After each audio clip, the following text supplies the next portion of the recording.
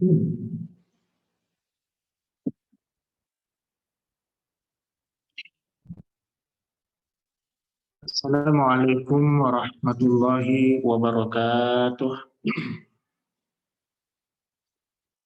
Alhamdulillahirabbil alamin.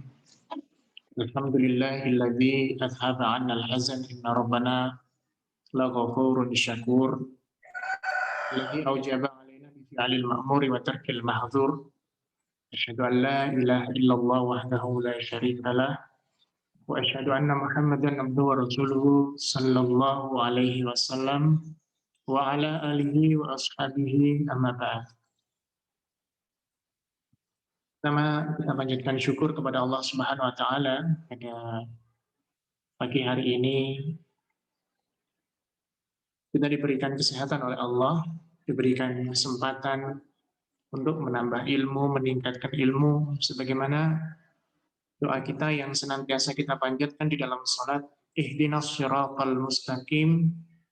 Ya Allah, tunjukkanlah saya pada jalan yang lurus.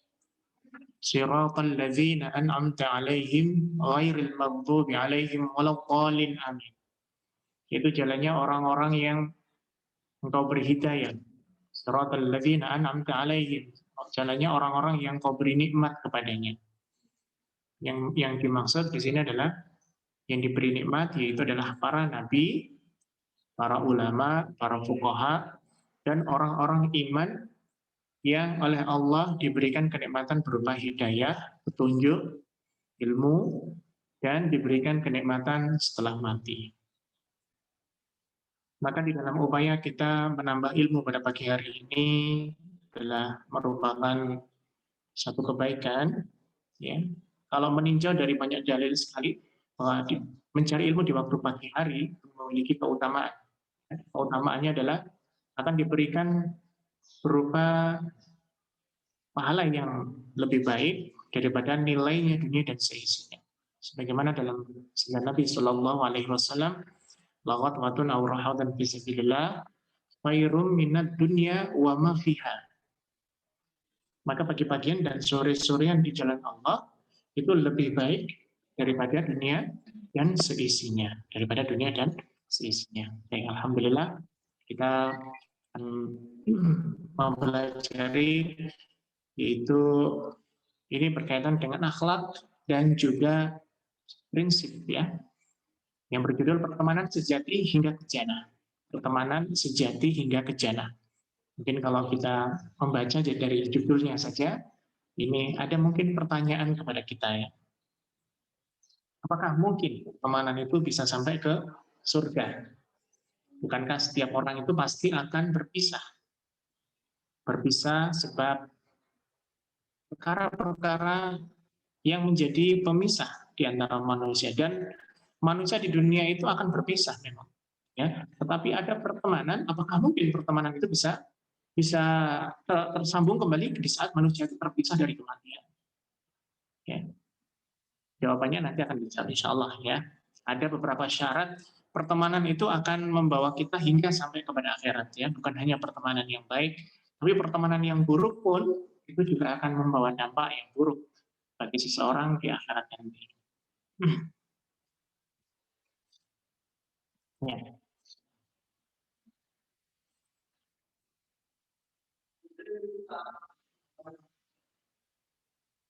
Ya.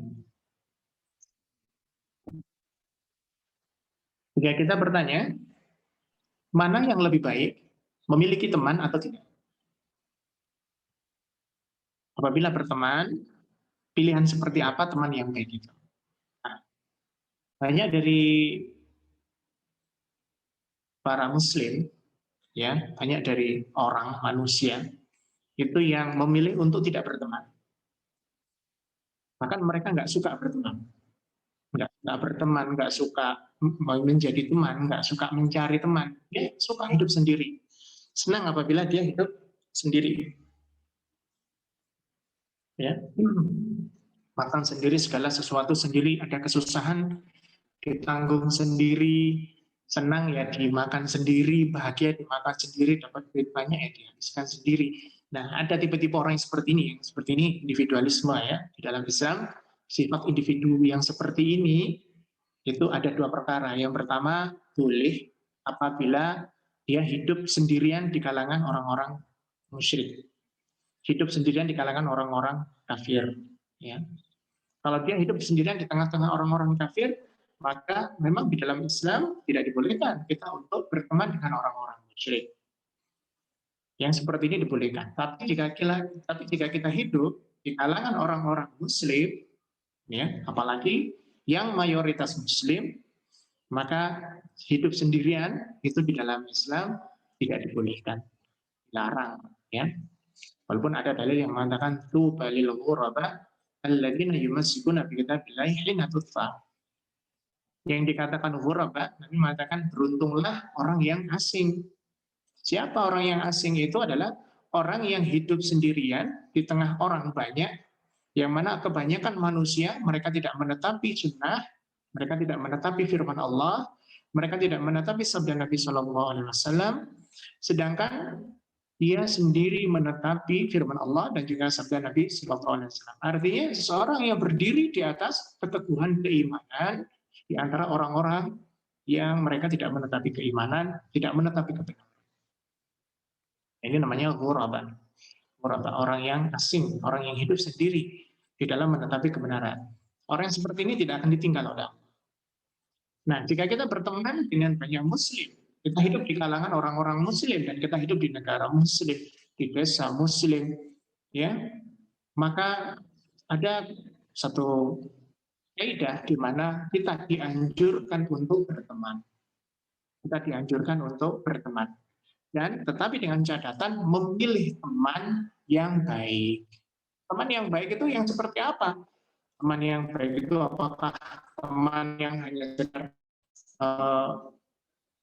teman yang kaya misalkan, atau teman yang sering traktir, atau teman yang cantik atau tampan, atau teman yang seperti apa yang di dalam agama ini yang kita ini dianjurkan. Jadi tidak sembarang teman.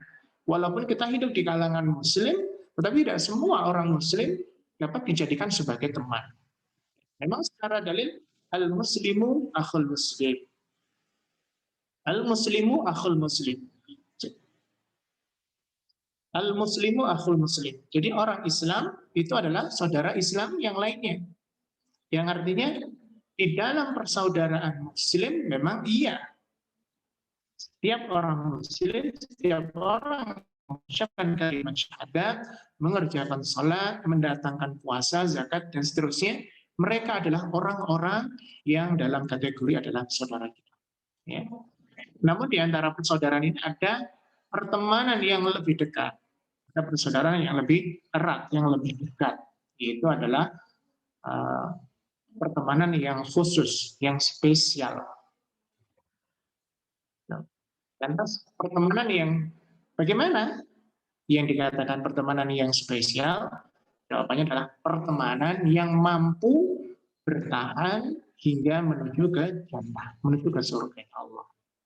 Ya, di dalam Islam memilih teman yang baik itu adalah sesuatu yang besar, tidak boleh dianggap remeh, tidak boleh dianggap remeh. Ya, dalam Islam pun diajarkan cara kita memilih teman, karena memang manusia ini hidupnya berkoloni, hidupnya makhluk sosial. Manusia itu tidak bisa hidup sendiri, pasti membutuhkan orang lain. Apakah itu membutuhkan orang lain dalam kategori harta ataupun membutuhkan orang lain dalam kategori perputaran kehidupan ini. Ya, yang kaya membutuhkan orang miskin membutuhkan orang kaya. Mereka saling membutuhkan. Ya, mereka saling membutuhkan. Dan di dalam Islam memilih teman yang baik itu sesuatu yang besar dan tidak dianggap remeh. Karena itu Islam ini mengajarkan kita untuk apa? Untuk benar di dalam memilih teman. Ya, sebagaimana dalam sabda Nabi Shallallahu Alaihi Wasallam, Nabi mengajarkan ar-rajulu ala dini khalilih. Setiap orang itu berada di atas agama temannya. Maksudnya bagaimana? Kalau kita mau melihat bagaimana sepak terjang, sifat, karakter, ya, bagaimana sifat, karakter, dan lain sebagainya pada diri seseorang, maka lihatlah siapa yang menjadi teman dekatnya. Ya, siapa yang menjadi teman kita?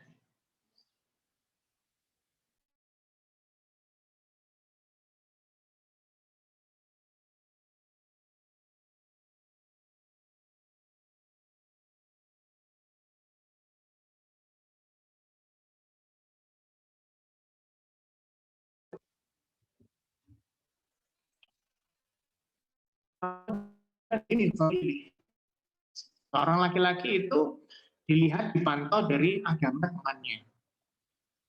Siapa yang menjadi kesenangan dia, siapa yang menjadi teman bergaulnya dia, maka kita bisa menilai seseorang itu. Kenapa? Karena manusia itu lebih cenderung pada pergaulan. Pelajaran yang paling mudah diterima oleh manusia itu adalah dari pergaulan. Ya. Walaupun banyak orang yang bisa menerima itu dari kitab langsung dengan cara membaca, memahami, mentelaah. Namun paling banyak seorang itu mendapatkan pelajaran mengikuti, ya, mencontoh tingkah laku itu dari orang lain. Kalau seorang yang sering baca Quran, memiliki teman, yakin pasti teman-temannya paling tidak adalah orang-orang yang sering mendengarkan bacaan Al-Quran. Orang yang sering bersedekah, paling tidak teman-temannya sering melihat bagaimana cara bersedekah. Dan itu akan menjadikan seorang diri seseorang akan terbentuk tabiatnya bahwa dia akan tergerak untuk melakukan sedekah. Makanya pemilihan teman yang benar, yang baik, itu sangat penting dalam Islam. Karena apa? Karena itu akan mempengaruhi pada agama kita. Kalau kita berteman dengan orang yang baik, agamanya benar, akidahnya lurus, ya, sifat wataknya baik, maka kita akan terbawa dalam tabiat-tabiat mereka. Yang ahadukum man yukhalil, Nabi mengatakan, maka lihatlah siapa yang menjadi temannya. Kalau temannya teman yang suka berjudi, ya pasti seseorang ini akan terseret ke dalam perjudian itu. Paling tidak, walaupun dia nggak suka ikut judi, dia suka duduk bersama orang judi, lama-kelamaan pendidikan judi itu akan masuk dalam pikirannya. Maka ini adalah satu perkara yang besar. Ya. Rasulullah SAW betul-betul memperhatikan masalah pertemanan bagi manusia, umatnya. Di dalam hadis Abu Dawud dan juga kitab At-Tirmidzi.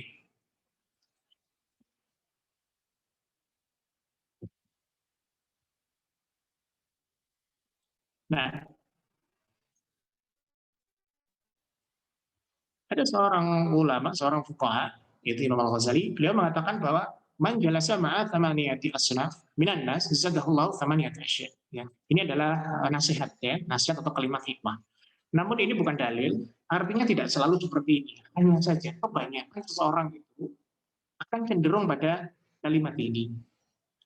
Beliau Al-Hukama, Imam Al-Ghazali mengatakan man jalasa ma'a thamaniyati asnaf minan nas zadahullahu thamaniyata asya. Barang siapa yang sering duduk, sering menemani duduk terhadap 8 golongan dari kalangan manusia, maka Allah akan memberinya 8 perkara yang akan diberikan kepadanya. Ini. Yang dimaksud di sini adalah teman dekat. Bagaimana seseorang itu bergaul, terhadap siapa seorang bergaul. Ada 8 kategori manusia itu bergaul dengan seseorang, ya ada 8, dan dengan 8 itu pula Allah akan menjatuhkan sesuatu padanya. Ya, ini adalah nasihatnya. Yang pertama Al-Hukama mengatakan menjalasa ma'al aghniya. Barang siapa yang duduk bersama aghniya. Barang siapa yang duduk bersama aghniya. Senang duduk bersama orang-orang kaya. Senang duduk bersama orang-orang tajir. Walaupun dirinya nggak tajir, tapi dia suka memilih teman-teman yang kaya. Memilih mana orang-orang yang kaya, punya mobil mewah, gaya hidupnya glamor. Walaupun dirinya ini tidak dalam keadaan yang sama, tidak seperti mereka. Ya. Ini akan ada akibatnya. Akibatnya apa? Zadahullahu hubbad dunya wa raghbatan fiha. Maka orang yang senang duduk bersama orang kaya, orang yang tajir, oleh Allah ia akan dibuat senang terhadap seperti mereka. Itu akan dibuat sama seperti mereka oleh Allah. Karena sering bergaul dengan orang yang suka pamer mobil, ya paling tidak kalau kita ngumpulin uang buat beli mobil, ketika dapat mobil, kita pun akan berlaku yang sama, suka pamer mobil. Kalau kita suka berkumpul dengan orang-orang yang suka fashion, suka berpakaian yang keren, yang wah, yang pakai tas sepatu yang harganya jutaan, bahkan ratusan juta. Ketika kita memiliki uang, yang kita lakukan akan meniru mereka, dan kita akan masuk di dalam kubangan mereka, kita akan masuk dalam tabiat-tabiat mereka. Ya. Senang terhadap dunia seperti mereka, dan juga semangat terhadap memperkaya diri, semangat terhadap harta dunia, semangat dalam menonjolkan hartanya. Maka teman yang seperti ini adalah teman yang berbahaya. Ya. Bahaya karena apa? Karena hal seperti ini dapat menggiring kita pada kecintaan terhadap dunia. Kemudian yang kedua, man jalasa ma'al fuqara zadahullahu syukra wa ridha. Jadi barang siapa yang duduk bersama orang-orang fakir, kebalikannya, zadahullahu syukra wa ridha. Allah akan menambahkan kepadanya yaitu rasa syukur dan sifat ridha bi kismatillah, dengan pemberian Allah. Kalau kita ini punya teman kaya dan punya teman miskin, ya teman miskin ini harus lebih banyak kita ajak duduk bersama. Teman miskin ini harus lebih intens kita ajak jalan bareng, duduk bareng. Kenapa? Karena kita jauh lebih mengetahui bagaimana keadaan fuqara, bagaimana kondisi para fuqara, bagaimana mereka hidup, ya, bagaimana kesusahan mereka. Dan kita akan tahu bagaimana mereka begitu sangat berdoa kepada Allah, meminta kepada Allah terhadap keutamaan, rezeki, ingin kaya, sampai mereka begitu luar biasa berdoanya kepada Allah. Ya. Para fuqara-fuqara ini, kalau kita sering bertemu mereka, berkumpul mereka, sering main di tempat-tempat para fuqara, akan menimbulkan rasa syukur dalam diri kita. Ya. Ketika kita melihat rumah mereka yang reot, ketika kita melihat bagaimana kehidupan mereka, cara mereka makan, ya, kebersihan mereka, kita akan bersyukur, alhamdulillah, ya Allah, ternyata dalam kondisi yang seperti ini, ternyata aku lebih jauh diberikan lebih baik kenikmatannya daripada mereka. Jadi sering bertemu dengan fuqara, sering duduk dengan mereka, sering menghampiri rumah-rumah mereka, akan membangkitkan rasa kesyukuran yang besar dan senang terhadap pemberian Allah. Alhamdulillah, ya Allah, saya walaupun nggak kaya-kaya banget, yang penting saya tidak sampai seperti mereka. Nggak sampai saya harus mandi di sungai. Nggak sampai saya harus nyuci dengan air sungai. Ya, nggak sampai saya kebocoran ketika hujan. Nah, maka memperbanyak duduk dengan fuqara. Ini baik. Untuk apa? Untuk psikologi kita. Ya, untuk psikologi kita. Maka jangan jijik. Kalau kita jadi orang terhadap para fuqara, itu nggak boleh merasa jijik, merasa hina. Ada satu hadis yang Rasulullah pernah menasihati kepada Aisyah radhiyallahu anha. Nabi mengatakan, ya Aisyah,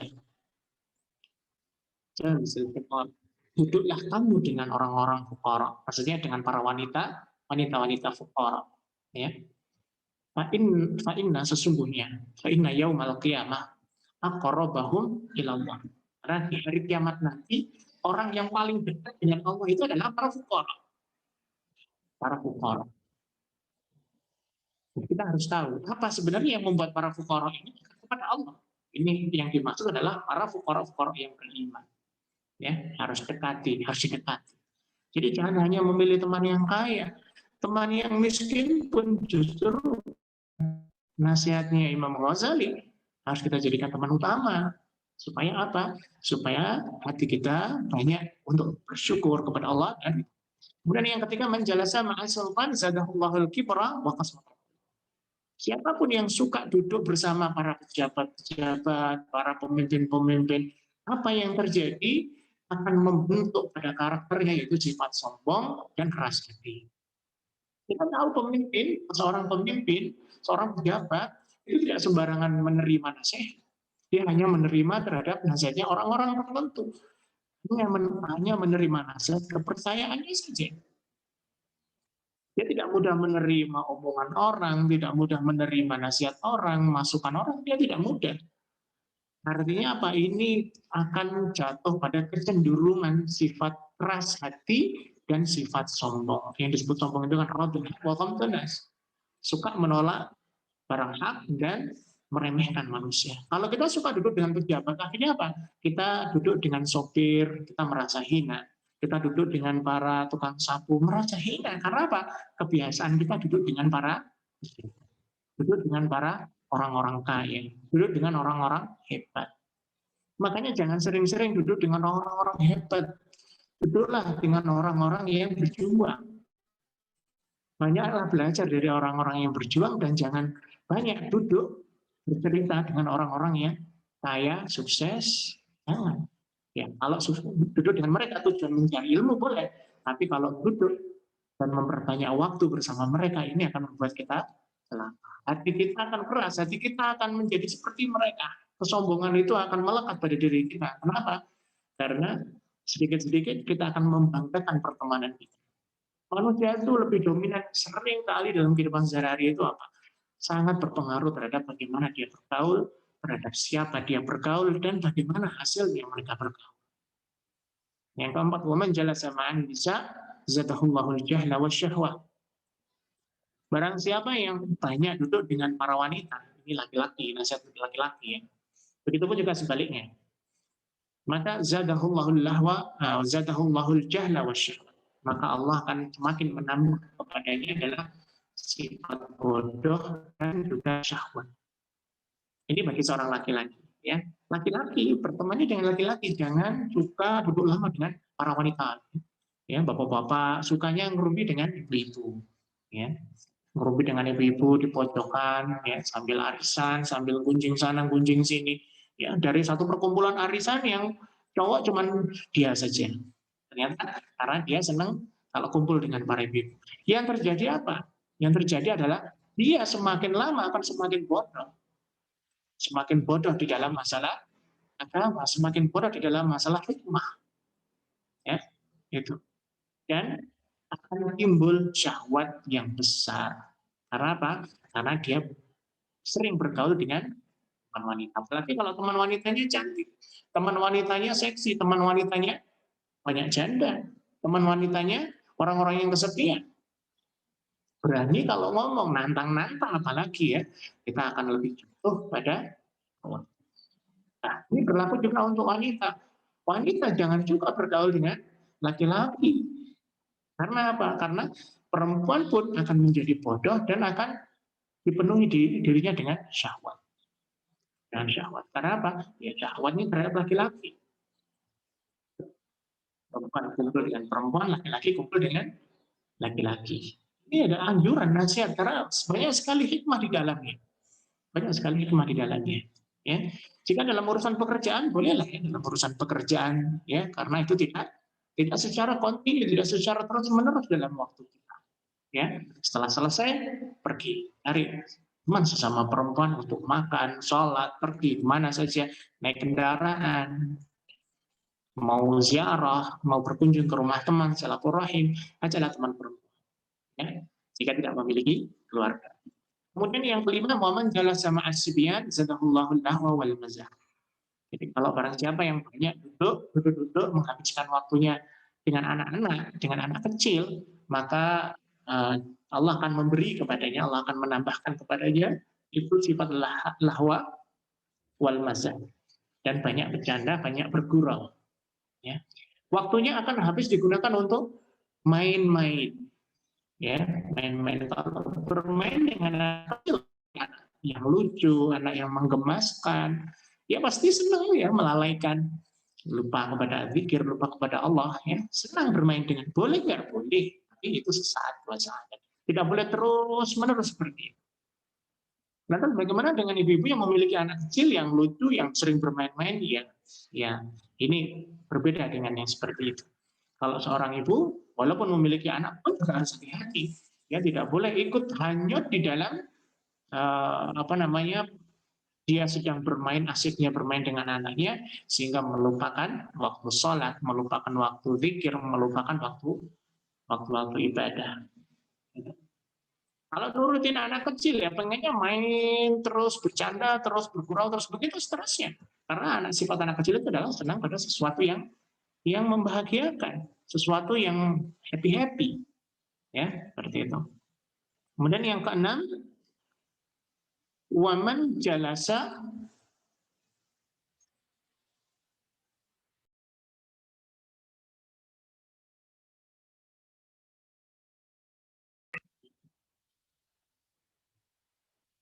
Kemudian yang keenam, waman jalasa ma'al fusaq zadahullahul jur'ah ala dzunub wal ma'asi. Dan siapa yang banyak duduk dengan orang-orang fasik, maka Allah akan menambahkan rasa kepadanya, yaitu adalah sifat berani untuk berbuat maksiat dan terdorong untuk melakukan. Wataswir fit taubah, dan suka menunda-nunda taubat. Bergaul jangan sama orang yang suka ngamen. Bergaul dengan orang yang suka main gitar. Bergaul dengan orang yang suka judi. Bergaul dengan orang yang suka mabuk. Ya. Kita akan termotivasi, akan terdorong ya, untuk jatuh bersama mereka. Ini sangat berbahaya sekali. Kemudian yang ketujuh, waman jalasa ma'as salihin zadahullahu rahmatan fit'ah. Barang siapa yang duduk bersama orang-orang yang salih, Allah akan menambahkan rasa senangnya di dalam melaksanakan ketaatan. Ini yang harus kita pilih. Duduk bersama orang salih, banyak berteman dengan orang salih. Ya, kalau duduk dengan para ulama, duduk dengan para orang salih, paling tidak ketika kita mau berbuat kesalahan, ingat, berbuat dosa diingatkan. Kita belum melakukan kebaikan, diingatkan. Kamu belum sholat, loh kamu sudah sedekah apa belum? Loh kamu hari ini puasa nggak? Besok kita puasa ya. Nah, ini manfaat dari duduk bersama orang-orang yang salih, maka akan timbul termotivasi dorongan untuk melaksanakan amal salih, yaitu ketaatan kepada Allah.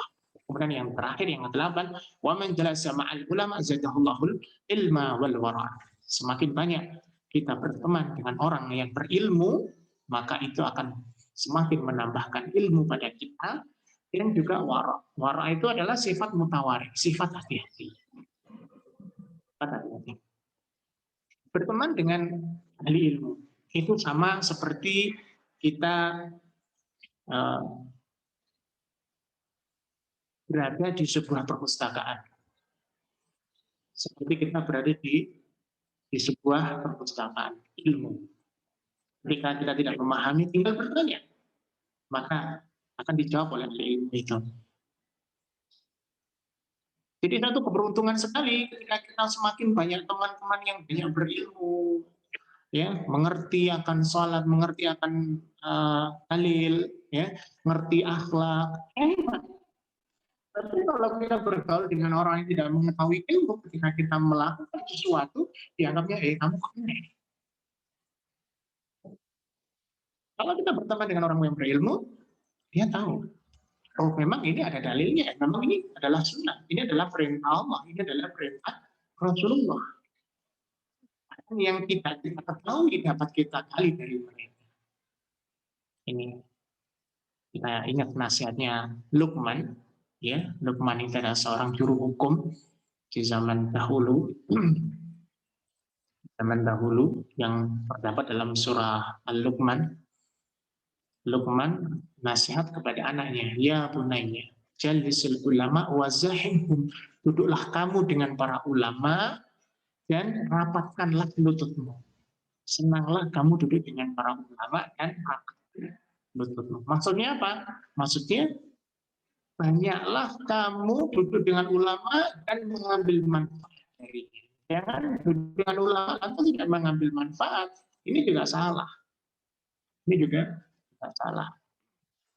Ini kriteria 8 orang menurut Al-Hukama, teman-teman yang ada di sekeliling kita, yang kita cenderung akan bertemu. Lantas mana yang kita pilih dari 8 golongan ini? Ya. Berteman dengan orang soleh itu adalah sebuah nikmat yang besar. Nabi SAW pernah bersabda begini, Arba'un min sa'adatil mar'i. Ada 4 perkara Yang itu merupakan sa'adah. Sa'adah itu sebuah keberuntungan bagi seseorang. Yang pertama adalah uh, yang pertama yaitu bahwa dia diberikan istri yang saleh. Seseorang yang diberikan istri dan anak-anak yang saleh.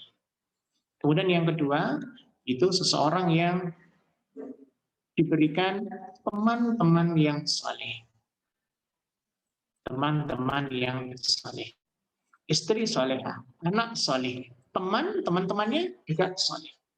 Dan yang ketiga, dia ekonominya, maishanya ada di negara sendiri atau berada di daerahnya. Jadi dia kalau mencari maisha tidak harus bepergian jauh sampai berbulan-bulan. Tidak seperti itu, karena orang bepergian jauh sampai berbulan-bulan, apalagi dalam rangka kerja, maka resiko-resiko itu akan lebih berat, akan lebih banyak ya, seperti kecelakaan, seperti mati mendadak, ya, sehingga keluarganya putus hubungan dan seterusnya. Ya. Makanya kebahagiaan seorang itu ada 4. Kemudian yang keempat adalah seorang yang diberi ilmu. Ini adalah keberuntungan yang disampaikan oleh Nabi SAW. Termasuk adalah teman yang baik. Umar bin Khattab mengatakan, "Ma util abdu ba'dal Islam ni'matan khairan min akhin salihin." Tidak ada pemberian bagi seorang hamba yang muslim yang paling besar nikmat itu kecuali atau daripada seorang saudara yang soleh. Jadi punya pertemanan yang soleh itu merupakan nikmat yang sangat besar. Ya, merupakan nikmat yang sangat besar. Wa idza wajada ahadukum waddan min akhihi falyastamsik bih. Kalau kalian menjumpai orang yang seperti ini, ya maka supaya kalian pertahankan, ya maka kalian supaya mempertahankan kepada orang yang seperti ini.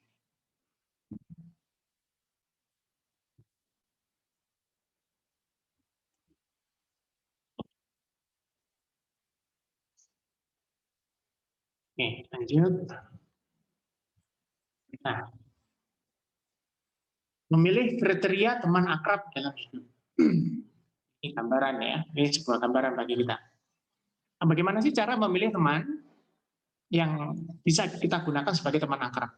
Kalau di dalam kitab ada talibul ilmi, ada talib ya, adabnya orang yang mencari ilmu, bahwa teman itu ada 3 perkara. Yang pertama adalah teman yang sangat akrab, yaitu teman yang suka duka itu kita selalu bersamanya.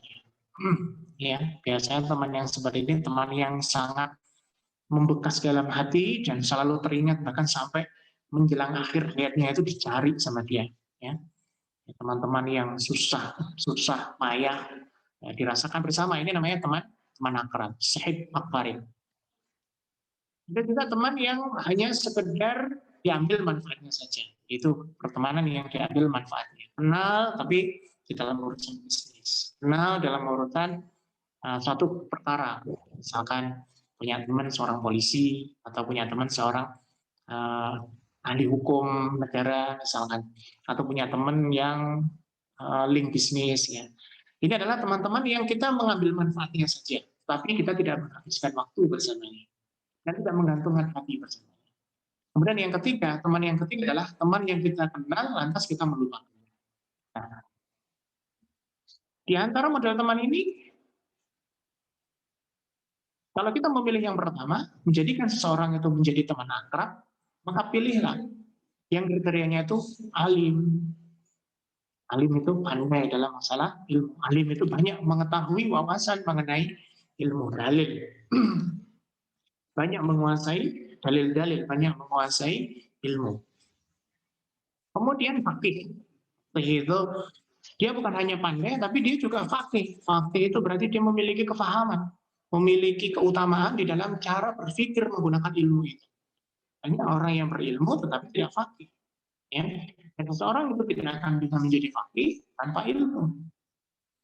Ya. Jadi kalau berteman sesama perempuan, carilah yang pandai masalah hukum agama, yang juga fakih dalam masalah agama. Ya. Ini kalau perempuan. Jangan berteman dengan orang-orang wanita-wanita yang suka pakai rok mini. Kenapa ya? Karena mereka tidak paham masalah agama. Loh, kok bisa seperti itu ya? Kalau dia paham tentang agama, nggak mungkin mereka akan memakai rok mini. Jangan senang bergaul dengan wanita-wanita, teman-teman yang suka pakai pakaian ketat. Kenapa seperti itu ya? Kalau dia tahu dalil-dalil tentang cara berpakaian ketat, mereka pasti akan meninggalkannya. Ya, jadi simpelnya cara berpikirnya seperti itu. Jadi memilih kriteria teman itu yang jadi teman akrab kita, carilah yang alim, pandai dalam urusan agama, fakih dalam urusan agama, pandai dan fakih. Kemudian yang kedua berakhlakul karimah. Karimah, cara berbicaranya baik, tidak suka mengumumkan, senang mendoakan baik orang lain, terhadap orang tuanya mengagungkan.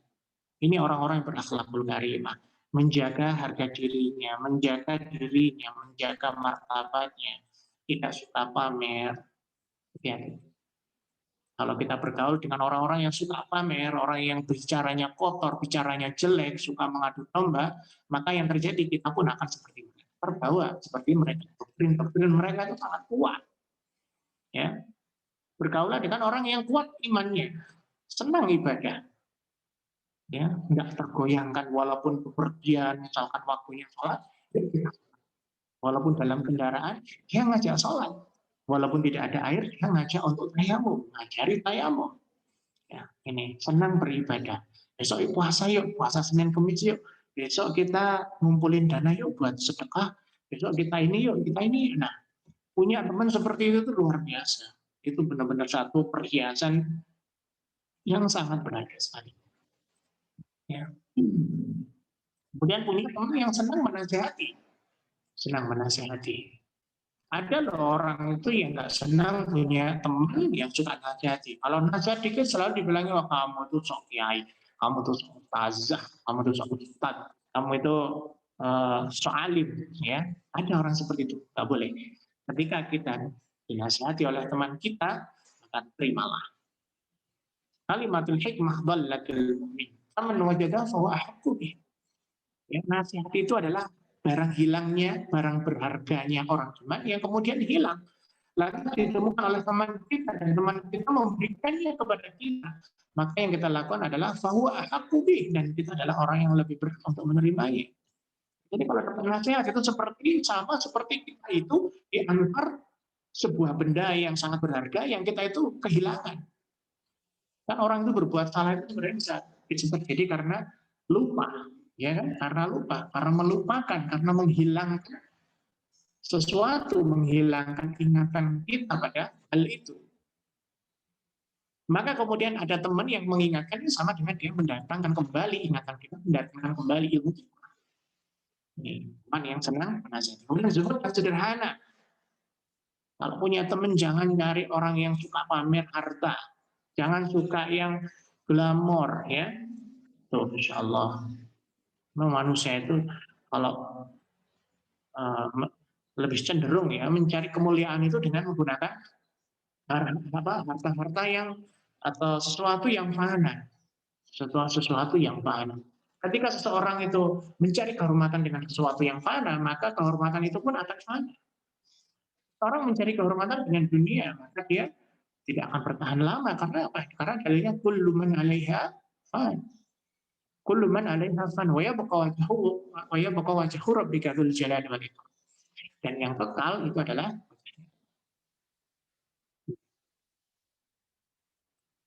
banyak bergaul dengan orang yang zuhud, hidup sederhana, dan qanaah. Qanaah itu ridho terhadap pemberian Allah. Enak loh kalau punya teman seperti ini. Ya, kita bepergian, kemudian kita menjumpai warung yang sederhana, enak bisa makan. Tapi kalau kita suka bergaul dengan orang-orang yang makan saja milih-pilih, rumah makan harus yang bersih, harus yang kinclong, harus yang chefnya itu lulusan Amerika, misalkan itu. Susah yang seperti itu, bepergian susah, mau kemana-mana susah, ya. Apalagi kalau bepergian haji, ya. Bepergian haji itu yang kita jumpai di tempat haji itu bukan semuanya perkara yang menyenangkan. Di situ campur jadi satu, ketemu orang yang nggak enak, tempat nggak enak, perjuangan yang nggak enak, itu semuanya ada di situ dalam perjuangan haji itu. Ya. Kalau kita nggak bersama orang yang bisa hidup zuhud sederhana, ya kita sulit untuk hidup bersama mereka. Kita akan menangis. Ya. Paling tidak punya teman yang zuhud sederhana akan melatih kita untuk ikut menjadi orang yang zuhud dan hidup sederhana, memiliki sifat qanaah. Qanaah itu apa? Menerima, ridha terhadap pemberian Allah atas apa saja yang Allah berikan, baik berupa harta, kesehatan, ilmu, dan apa saja. Ini qanaah. Yang keenam, menjaga kewibawaan dan kehormatan. Cari teman yang mereka itu menjaga kewibawaan dan kehormatan mereka. Ya. Menjaga auratnya, menjaga martabatnya. Ini, ingat ya, wanita itu suaranya itu aurat. Kalau ada wanita yang suka teriak-teriak, itu dia sudah mengumbar kehormatannya. Ya, kalau dalam hadis lain, kentutnya wanita itu juga aurat. Maka seorang wanita itu ketika kentut dengan suara yang keras, ya, the blast, gitu. Itu sebenarnya dia telah menampakkan aurat. Dia telah menampakkan aurat. Cari wanita-wanita, teman-teman, sahabat yang baik, yang saleh. Nah, dan di dalam Islam, di dalam agama, di dalam Al-Quran, Allah dan Rasul melarang kita sebaliknya untuk menjauhi orang-orang yang memiliki sifat ini, yaitu sifat-sifat yang disebutkan di dalam Al-Quran. Salah satunya dalam surah di dalam surah An-Nisa ayat 144 yang Allah berfirman, Ya ayyuhalladzina amanu la tattakhidhul kafirina awliya'a min dunil mu'minin. Hai orang yang beriman, janganlah kalian menjadikan terhadap orang kafir kekasih. Aulia itu teman dekat, kekasih. Aulia itu teman dekat atau kekasih. Ya, aulia itu bukan pimpinan, bukan pimpinan perusahaan. Aulia itu bukan pimpinan kerja, bukan. Aulia itu adalah teman kerja. Aulia itu adalah teman dekat yang kita selalu bergantung kepadanya, baik ucapannya, perbuatannya. Ya, itu namanya aulia, kekasih. Lebih dari sekedar pertemanan. Menjadikan kekasih itu jangan, apalagi pertemanan. Ya, ini dari orang-orang kafir selain orang-orang iman. Aturiduna an taj'alu lillahi 'alaikum sultanan mubina. Kalau kita sering bergaul dengan orang-orang kafir, senang dengan bergaul dengan orang-orang musyrik, dengan orang-orang selain orang iman, kok kita banyak bergaul dengan mereka, senang bergaul dengan mereka, maka sama dengan kita ini menghendaki yaitu sultan bagi Allah untuk menjatuhkan siksaan kepada kita. Maksudnya itu akan menjadi alasan bagi Allah untuk menjatuhkan kita dalam siksa. Makanya begini, ada satu negara, satu kawasan, satu daerah, tempat maksiat. Kalau orang Islam, orang iman itu nggak boleh berada di situ. Kenapa? Karena ketika Allah mendatangkan siksaan di situ dan dia tetap di situ, maka ya dia tidak akan diselamatkan oleh Allah. Dia akan hidup, dia akan hancur bersama orang-orang yang disiksa oleh Allah. Ini penting sekali. Larangan menjadikan teman, kekasih orang musyrik, orang kafir. Maka jangan cari jodoh dengan orang kafir. Jangan suka cari jodoh melalui aplikasi. Cari jodoh yang real, yang nyata. Kenali orangnya, bagaimana akhlaknya. Tanyakan kepada orang tuanya. Tanyakan kepada teman dekatnya, bagaimana akhlaknya, ilmunya, tabiatnya itu apa. Tanyakan. Ketika kita tahu bahwa dia adalah orang yang baik, berarti dia adalah teman yang paling tepat untuk diajak menuju surga. Teman itu bukan hanya sekedar teman, tetapi juga teman hidup, teman makan, teman tidur.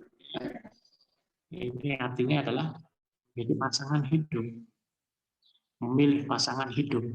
Ya. Karena pasangan hidup kita adalah teman, teman yang akan hidup dengan suka duka, ya, teman yang akan tidur bareng dengan kita, susah bareng, senang bareng, membesarkan anak-anaknya bareng, dan seterusnya bersama-sama.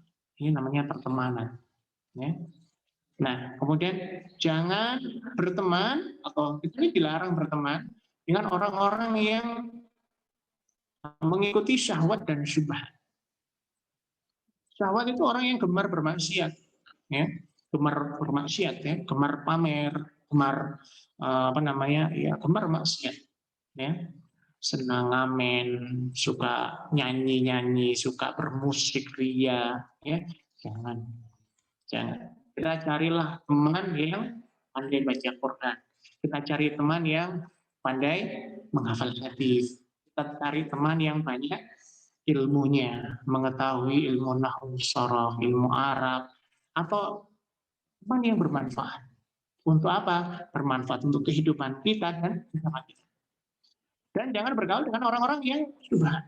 Syubhat itu adalah orang-orang, kalangan-kalangan yang mengikuti ajaran-ajaran dengan pemahaman yang salah.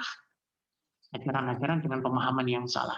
Ajaran dengan pemahaman yang salah itu syubhat itu tandanya apa? Syubhat itu tandanya harus dijelaskan ya dalam pengajian Imam Nawawi dalam kelas hadis, yaitu syubhat itu adalah ada dua. Yang pertama syubhat dalam masalah hukum halal haram, yang kedua adalah syubhat yang artinya penyelewengan atau penyimpangan di dalam cara memahami dalil. Ya, seperti kalangan-kalangan orang yang mencampur adukan antara kesyirikan dengan agama. Contoh, ya, melakukan ibadah-ibadah di tempat-tempat keramat. Ini adalah kalangan-kalangan syubhat. Ya, kalangan-kalangan syubhat. Melakukan ibadah, ya ibadahnya membaca Allah, baca Quran, tapi di tempat-tempat keramat, tujuannya mencari kebarokahan. Mengunjungi kuburan-kuburan para wali, para ulama, ya, berdoa kepada para wali, para ulama, melakukan kesyirikan kepadanya. Ini adalah kalangan-kalangan syubhat. Kalangan-kalangan syubhat, ya. Kalangan-kalangan yang menganjurkan sujud di depan kuburannya para ulama, para khalifah, para syekh. Ini berbahaya sekali. Ini, ya, dia menggunakan kalimat-kalimat Islam, kalimat-kalimat Quran, kalimat hadis, tetapi prakteknya salah. Ya, ini adalah kalangan-kalangan syubhat. Ini berdoa sambil nyanyi, sambil joget-joget, cingkrak-cingkrak, ya. Kemudian melakukan pengorbanan seperti kalangan-kalangan orang-orang Syiah, mereka melukai pipi-pipi mereka, ya, pipinya ini dilukai bahkan sampai dislet dengan silet, pedang, pisau, ya, supaya di sini ada bekas untuk mengalirnya air mata untuk meratapi siapa? Yang diratapi adalah Husain, Imam Al-Husain, cucunya Rasulullah. Nah, ini adalah pengikut-pengikut syubhat yang seperti ini. Kalau kita memiliki teman yang mengikuti ajaran-ajaran syubhat, jauhi. Itu kok aneh, dia kok aneh, ya, itu. Kecuali kalau anehnya itu aneh yang kita tidak tahu ilmunya. Kita tidak tahu ilmunya, ya. Misalkan seperti contoh ada teman yang sholat jarinya digerak-gerakkan, ini kok aneh. Terus ditanyakan, kenapa kok kamu gerakkan? Dia memang ada dalilnya, seperti itu, ya, berbeda lagi. Jadi jangan dianggap aneh sesuatu yang kita belum tahu ilmunya, kemudian jadinya tidak, ya. Kalau kita belum tahu ilmunya, tanyakan. Kemudian jangan berteman dengan pengumpat, pelaknat, perucap. Orang yang senang mengumpat, hati-hati. Kita mendengarkan kalimat umpatan itu akan tertancap dalam akal kita, dalam otak kita, sehingga kita pun suatu saat akan meledak dan kita akan mencontoh kalimat-kalimat. Kalau kita duduk bersama orang yang banyak mengumpat, tiap hari dengar kalimat mengumpat, mencela, menggibah, mengkritik, ya. Apa yang ada dalam pikiran kita, otak kita akan habis penuh dengan nafsu kebencian, keserakahan, ya, dengan kemarahan, itu akan memenuhi akal dan hati kita. Sehingga waktu kita habis hanya untuk marah dongkol dengan pemimpin, dengan orang, dengan siapa yang menjadi musuh.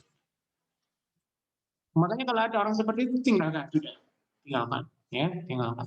Kemudian yang keempat, jangan pernah bergaul dengan orang yang jawad, takabur, riya, ya. Jawad itu keras kepala, diingatkan sulit, ya, senang takabur, senang kesombongan, kemudian senang berbuat pamer harta, ya, pamer apa saja, suka pamer tuh, aku baru beli emas, aku baru pulang haji, kalian harus panggil aku Pak Haji, ya. Ini orang-orang yang suka pamer seperti jauhi. Jauhi. Karena apa? Orang yang jawab, takabur, dan ria ini sebenarnya mereka adalah orang-orang yang muflis, orang-orang yang merugi di akhirat. Mereka akan rugi karena amal-amal baik mereka itu hangus seperti sebuah jerami yang dibakar oleh bara api dari dalam. Ini, insya Allah. Nauzubillah min dzalik. Nah, kita banyak sekali dijelaskan oleh para ulama tiga keutamaan dari memiliki teman yang soleh. Maka pilihlah teman yang soleh. Karena apa? Keutamaannya bukan hanya keutamaan di dunia, tapi keutamaannya kontinu sampai di akhirat. Kalau kita punya teman di dunia, teman bisnis ya, itu hanya bermanfaat sepanjang kita berbisnis. Tetapi kalau sudah nggak berbisnis, ya sudah selesai. Ya sudah selesai. Ya. Kita punya teman yang dalam kapasitas misalkan untuk pelancaran apa ya, ya hanya sebatas itu saja. Ketika sudah nggak ada urusan di dunia dengan permasalahan itu sudah putus. Ya. Tetapi kalau berteman dengan orang yang soleh dan solehah, pertemanan ini kebaikannya akan awet, langgeng, dan bahkan akan membawanya menuju surga. Ini yang pertama, sahabat yang soleh itu akan selalu meluruskan dan menasihati kita apabila salah. Inilah sahabat yang sebenarnya itu seperti ini. Sahabat yang sebenarnya itu adalah sahabat yang mau melihat keburukan kita dan mau merubah. Ada loh sahabat itu yang ya dia bersahabat dengan kita, namun kalau kita berbuat salah itu dia diam saja. Bahkan kadang-kadang dia melindungi kita. Ya, dia melindungi kita, udah nggak apa-apa, udah nggak apa-apa. Kamu berbuat seperti itu kan udah nggak apa-apa, ayo tak bantu. Ya, kamu nanti maunya gimana? Saya mau ngeroyok dia, udah nanti saya bantu ngeroyok. Nggak boleh.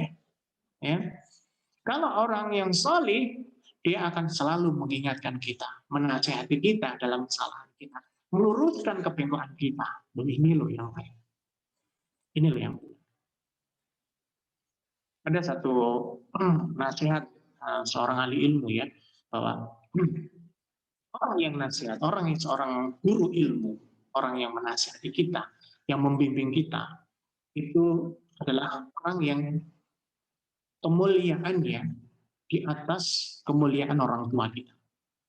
Ini ungkapan ya, ungkapan nasihat seorang ahli ilmu, artinya bukan dalil, tapi kita ambil itu. Kenapa seperti itu? Karena orang tua adalah mereka berjasa di dalam melahirkan kita di dunia. Orang tua itu berjasa dalam melahirkan kita di dunia dan menjadikan kita menjadi manusia. Itu orang tua kita berjasa. Yang kedua, sedangkan ahli ilmu, orang yang nasihat, orang yang membimbing kita, mereka mengeluarkan kita dari dunia fana ini menuju jannah. Kita semakin sering dinasihati teman, semakin punya teman yang cerewet dalam masalah nasihat, kita semakin bersyukur karena berarti dia itu semakin peduli dengan kita supaya kita tidak masuk neraka. Ya, ada sebuah syairan Arab yang mengatakan sadiqoka man sadakoka la man sadakoka. Sahabatmu itu adalah sahabat yang senantiasa jujur dalam hal kebaikan. Ini kamu itu salah, kamu itu harusnya begini loh, kamu itu ini dosa, ini syubhat, ini maksiat, ini pahala. Itu diingatkan. Nah, ini teman yang baik yang seperti itu. Bukan teman yang selalu membenarkanmu, kamu berbuat begini, tak apa-apa, itu lakukan saja, kamu dan benar. Enggak, bahkan kejahatannya dibenarkan oleh teman. Kalau kita berbuat maksiat, berbuat salah, lantas teman kita mendukung, kita sudah langsung menilai ini teman yang buruk. Ini teman yang buruk. Teman yang buruk itu tenang, teman yang baik itu tidak akan pernah mendukung kejahatan kita. Teman yang baik itu akan selalu mencegah kejahatan kita. Karena apa? Karena dia sebenarnya ada rasa sayang jika kita masuk neraka. Dia cinta kepada kita sebab dia tidak ingin melihat sahabatnya ini dibakar oleh api di dalam neraka. Belum lagi hukuman di dunia. Kalau mencuri, kalau ketemu dengan masyarakat, babak belur. Ya, makanya mudah melihat teman ini baik atau tidak. Bukan dari dia itu banyak memberi harta, bukan. Teman yang baik itu bukan seseorang yang paling banyak ngasih, hadiah, ngasih kerudung, ngasih handphone, ngasih parsel-parsel, bukan itu. Ialah takaranya dari orang yang sering menasihati kita, mengajari kita dari hal yang paling kecil sampai yang paling besar. Yang paling besar. Ini diajari agama, diajari. Makanya kalau kita punya grup-grup teman-teman yang suka nasihati seperti itu, antusiaslah, ya. Dengan bahwa berarti ini teman-teman aku ini sangat peduli dengan saya, ingin saya bisa masuk surga bersamanya. Sama seperti sifat Nabi Muhammad itu seperti itu, ya. Nabi Muhammad itu sedih kalau umat-umatnya ini masuk neraka. Gitu. Kemudian yang kedua, teman yang saleh itu juga akan mendoakan sahabatnya. Kalau kita punya teman yang saleh, itu enak sudah. Karena apa? Kebutuhan dan hajat kita ini insya Allah akan tercukupi, sebab bukan hanya dari doa kita, tapi dari doanya teman-teman kita. Namanya pertemanan itu tidak mungkin dia senang melihat temannya susah. Namanya pertemanan itu tidak mungkin seseorang itu merasa happy ketika temannya nggak bahagia, nggak seperti itu. Dia justru susah melihat temannya susah. Ya, al mu'minu lil mu'min al bunyan yashuddu ba'dahu ba'dan. Orang iman itu seperti bangunan yang mereka saling menguatkan. Ibarat rumah, bangunan yang kuat, gedung 10 lantai yang menjadi atap, yang menjadi tiang, yang menjadi pondasi cakarnya, yang menjadi bahkan yang menjadi WC saja. Ini mereka ini saling menolong. Coba kalau rumah nggak ada WC-nya, enak nggak? Nggak enak. Coba kalau rumah nggak ada pondasinya, runtuh nggak? Runtuh. Gimana kalau rumah nggak ada atapnya? Kalau hujan, bocoran nggak? Bocoran. Panas, kepanasan. Saling menyempurnakan. Ya. Ketika teman yang soleh ini melihat temannya ini memiliki masalah, sering merenung, kadang-kadang suka berpikir sendiri, terus tiba-tiba teman yang soleh ini mengangkat tangan, ya Allah, tolonglah sahabatku ini, ya Allah, ampunilah dia, ya Allah, mudahkan rezekinya, ya Allah, berikanlah dia kemudian ya Allah. Tuh, itu kalau enaknya kalau punya teman yang soleh. Tapi mengatakan dakwatul mar'il muslim ya akhi fi dhahril ghaib mustajabah. Doa yang paling salah satu sebab mustajabnya doa adalah seseorang yang mendoakan orang lain yang dalam keadaan jauh. Artinya seseorang mendoakan orang lain, apalagi orang yang dalam keadaan jauh. Walaupun jauh, saling dan sering mendoakan, ya Allah, tolonglah ini, tolonglah itu, ampunilah dosanya, ya Allah, berikanlah rezeki, ya Allah, mudahkanlah ia, satukanlah kami di surga, ya Allah. Ini mustajab, ya. Inda ra'sihi malakun muwakkalun. Bahkan Allah akan mengutus terhadap teman muslim yang sesama mukmin yang saling mendoakan ini, Allah akan memerintahkan, akan mengutus seorang malaikat, ya, seorang malaikat yang diberi tugas oleh Allah untuk apa? Untuk mengamini doanya orang-orang muslim yang mendoakan temannya yang sesama muslim, mendoakan mukmin yang lainnya, ya. Kullama dali akhihi bi khairin al-muwakkil bi amin walaka bimithli. Ketika seorang muslim temannya tadi mengangkat tangan berdoa, ya Allah, ampunilah dia, tolonglah dia, maka malaikat itu mengangkat tangan, mengamini, amin, semoga Allah mengabulkan, dan semoga Allah juga memberikan kebaikan itu juga kepadamu. Mendoakan orang lain itu sama dengan sebenarnya dia itu mendoakan diri sendiri. Maka mendoakan teman itu nggak rugi, nggak ada ruginya. Nggak ada ruginya mendoakan teman. Ya, ini. Dan memiliki teman yang soleh itu menguntungkan, ya, itu menguntungkan. Itu sangat menguntungkan. Ini. Wala kabimithli. Ada satu nasihat dari ahli muhaditsin yang mengatakan, jika kamu ingin memiliki sesuatu dan ingin doamu dikabulkan, yang pertama harus kamu lakukan adalah doakan orang lain. Doakan temanmu, doakan sahabatmu.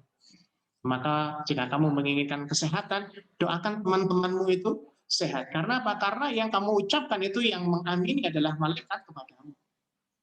Doamu akan diamini oleh para malaikat. Kemudian yang ketiga, sifat seseorang dan kesalehan itu sifat orang dan sifat soleh atau kesolihannya itu menular. Nah, seseorang itu berkumpul dengan orang soleh. Begitupun juga dengan kejelekannya. Sebagaimana di dalam sabda Nabi SAW, yaitu mathalul jalisis salih wa jalisis su'. Perumpamaan teman duduk yang baik dan teman duduk yang jelek. Wa imma an tajida min burihan thayyibah.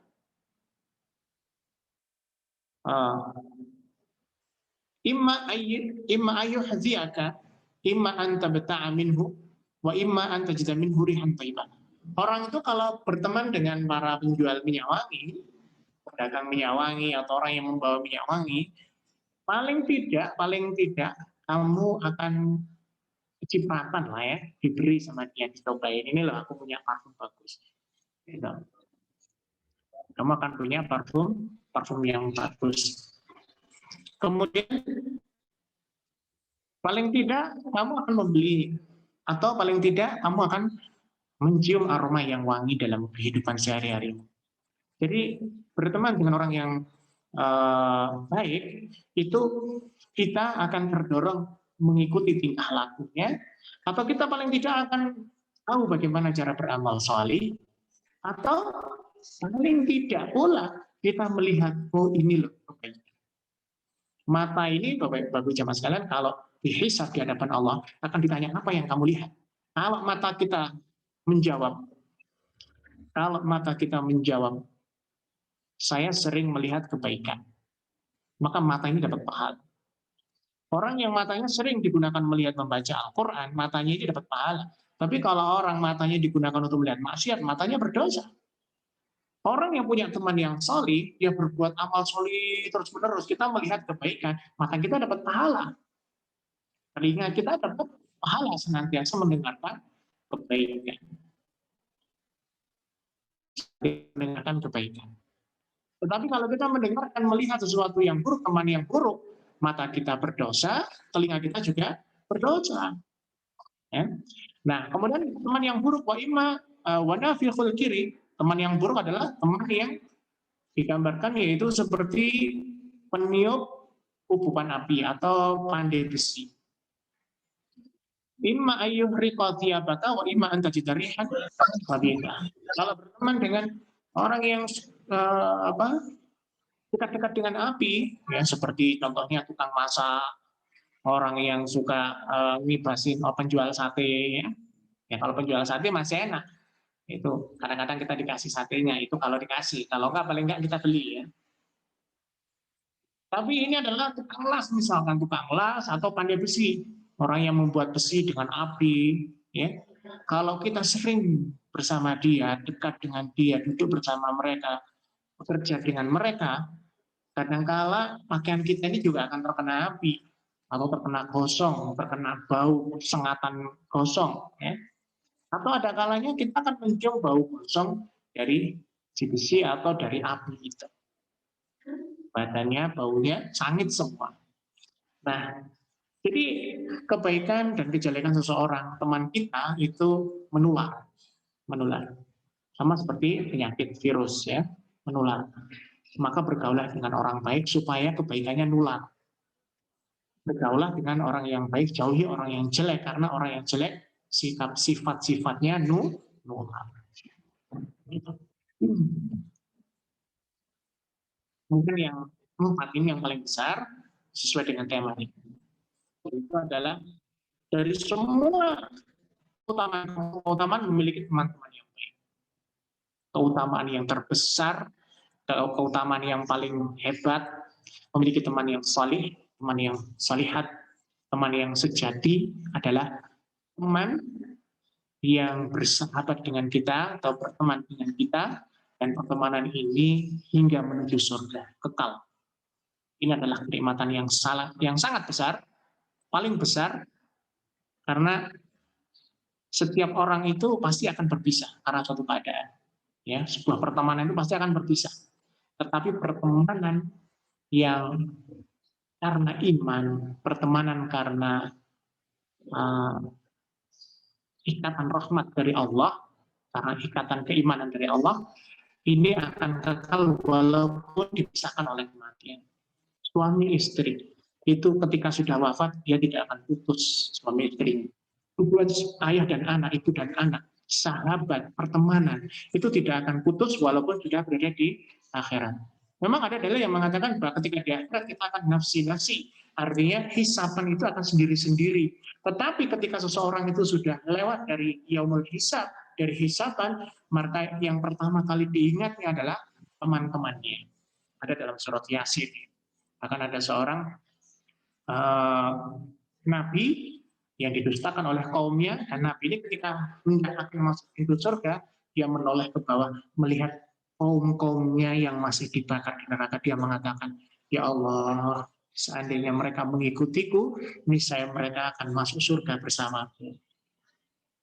Dan orang-orang di neraka pun mereka ketika melihat orang-orang yang salih di kaumnya ini masuk surga, mereka akan melihat, ya Allah, andaikan aku dulu menjadikannya sebagai teman akrab. Ya Allah, seandainya aku dulu menjadikan dia sebagai kekasihku. Ya Allah, seandainya aku dulu menjadikannya dia sebagai sahabatku. Ini. Tapi ketika seseorang itu memiliki teman yang mengajak pada kejelekan, ketika dia masuk neraka, maka dia akan berkata, ya Allah, aku masuk neraka ini berbuat maksiat ini karena temanku ini loh yang ngajak berbuat jelek. Ya Allah, masukkan dia ke dalam neraka dan berilah dia bi'faini minal azab. Dalam surah Zumar. Berikan dia siksaan 2 kali lipat, ya Allah. Ini kalau dalam Al-Quran itu dijelaskan, orang-orang kafir mereka akan berteriak kepada Allah, memanggil berhala-berhala, setan-setan, pendeta-pendeta mereka yang menyesatkan mereka, mengajak mereka pada kesesatan. Ini dipanggil oleh orang-orang di neraka, ya Allah, panggillah pendeta-pendeta kami, panggillah para rohib-rohib kami yang mereka mengajak pada kesesatan agama ini, ya Allah. Gitu. Tapi kalau orang iman tidak. Nabi SAW mengatakan anna rajulan, dalam satu riwayat ya, dikatakan ada seorang laki-laki yang bertanya, ya Rasulullah, ar-rajulu yuhibbul qaum walu amalahum. Ini dalam hadis Muslim itu diriwayatkan bahwa orang ini adalah Abu Dzar Al-Ghifari. Seorang sahabat bertanya, ya Nabi, ada seorang laki-laki, ada seseorang itu senang terhadap suatu kaum, senang dia itu, tetapi amalannya nggak nyampe kepada kaum itu. Bagaimana ya Nabi? Nabi mengatakan, al-mar'u ma'a man ahabba. Seseorang itu akan di akhirat nanti akan bersama dengan orang yang ia cintai, orang yang ia senangi. Maka pada saat itu Anas bin Malik, Anas bin Malik itu anak angkatnya Rasulullah. Ketika mendengarkan hadis ini, dia mengatakan begini, ya Allah, ya Nabi, aku mencintaimu. Aku sangat mencintaimu. Nabi mengatakan, innaka man ahbabta. Sesungguhnya kamu akan bersama orang yang kamu cintai. Dan Anas mengatakan, tidak ada satu hadis yang paling aku senangi kecuali hadis ini, dan aku langsung mengungkapkannya kepada Rasulullah Shallallahu Alaihi Wasallam.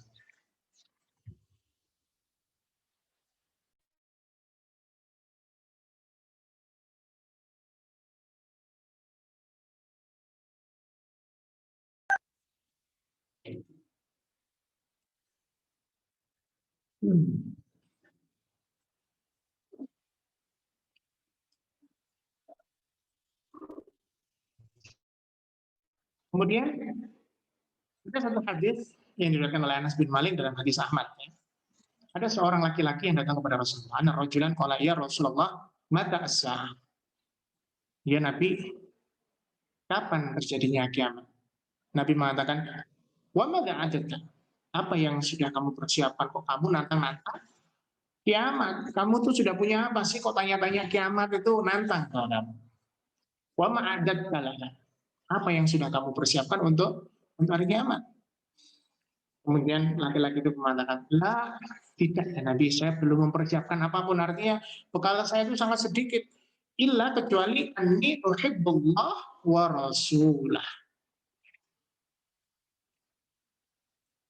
Kecuali rasa cintaku kepada Allah dan Rasul. Artinya saya beramal solih biasa, tapi ada satu amalan yang sangat besar, yaitu bahwa saya cinta kepada Allah dan Rasul.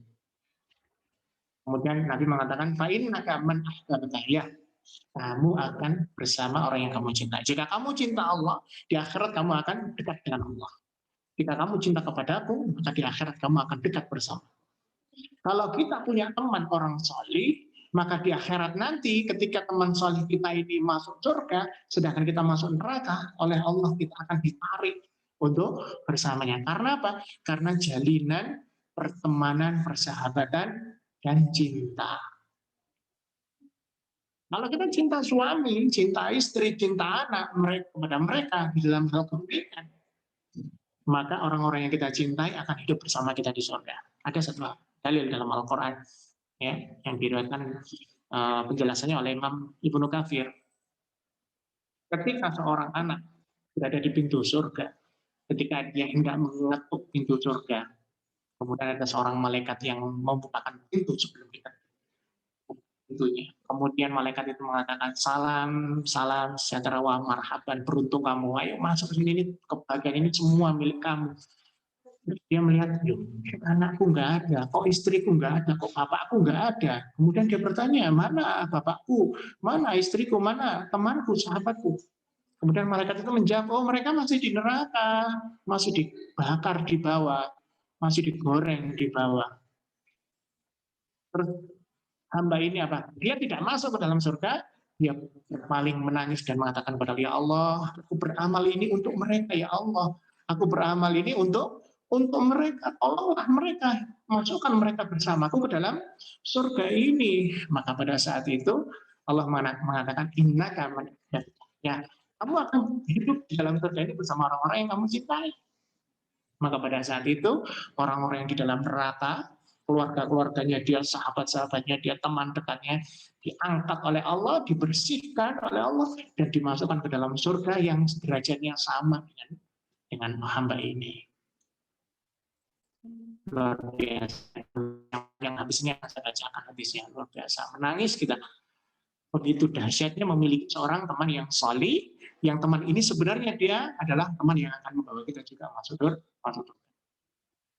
Sehingga pada waktu itu Anas mengatakan, "Fama farih Nabi Syai'in ba'dal Islam, farah Nabi qauli Nabi sallallahu alaihi wasallam."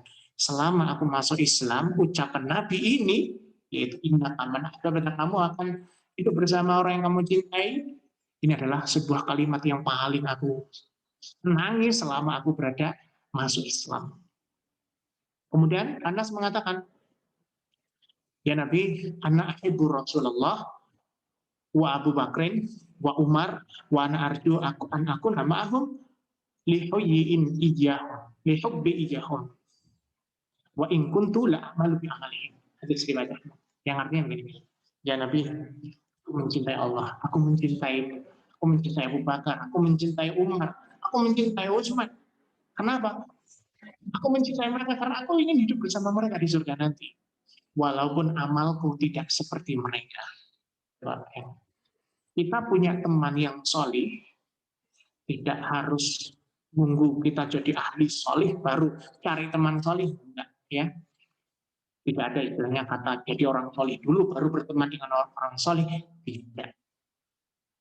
Ya, mungkin kitanya mau tapi dianya nggak mau, gimana Ustaz? Yakinlah, kalau kita punya niatan yang baik, cara yang baik, berteman yang baik dengan orang solih, saya yakin pasti orang solih itu akan mau berteman dengan kita. Tapi kalau cara kita jahat, jelek, ya kita tidak akan mendapatkan manfaat apapun. Gitu. Sekarang jam, oke.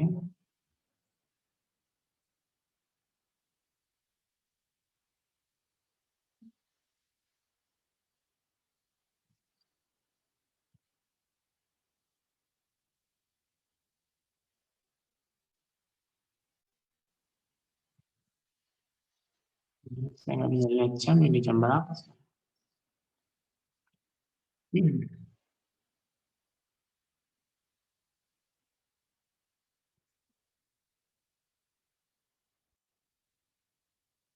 Ya, ternyata waktunya sudah lewat banyak ya.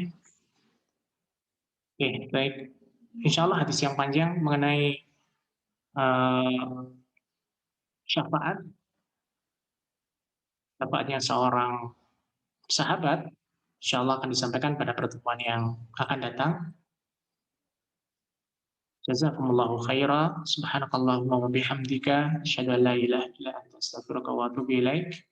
Dan saya kembalikan kepada moderator, mungkin ada yang ingin bertanya, dipersilakan. Warahmatullahi wabarakatuh.